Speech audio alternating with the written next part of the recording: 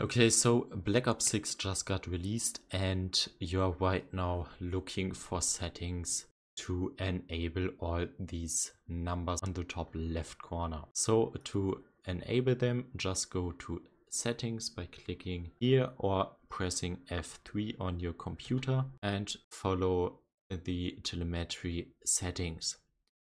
Probably they are on all off as it's the default setting.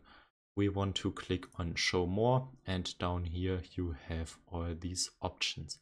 Enable the FPS counter, the server latency, and you have even more options for your GPU, your VRAM and your CPU.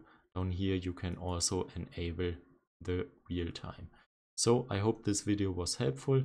Consider subscribing if you don't want to miss any future Black Ops 6 tutorials, how to improve FPS for example.